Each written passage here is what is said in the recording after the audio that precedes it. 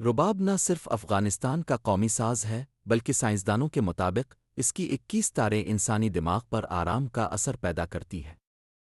کیا اب جانتے ہیں کہ یہ ساز 2000 سال پرانا ہے اور اسے ایشیا کا پہلا گٹار کہا جاتا ہے۔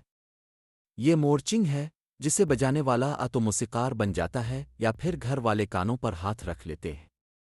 مگر حیرت کی بات یہ ہے کہ یہ ساز صرف 5 سیکنڈ میں سیکھا جا سکتا ہے، مہارت کے لیے 50 سال درکار ہیں۔ سانتور والے جب کہتے ہیں میں نے 1000 گھنٹے پریکٹس کی ہے تو وہ صرف ایک راگ سیکھ رہے ہوتے ہیں۔ مگر یہ ساز اتنا طاقتور ہے کہ اس کی آواز دل کی دھڑکن کو بھی تبدیل کر سکتی ہے۔ Neuroscience research 2022۔ یہ ساز صرف موسیقی نہیں ہماری تاریخ کے زندہ ثبوت ہے۔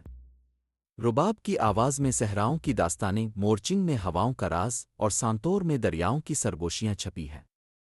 کیا اب تیار ہیں اس سفر کے لیے؟ اور ہاں، اگر آپ مورچنگ خریدنے جائیں تو گھر والوں کو پہلے ہی بتا دیجیے گا، یہ ساز نہیں، سائنسی تجربہ ہے۔ موسیقی صرف کانوں کے لیے نہیں، روح کے لیے دوا ہے۔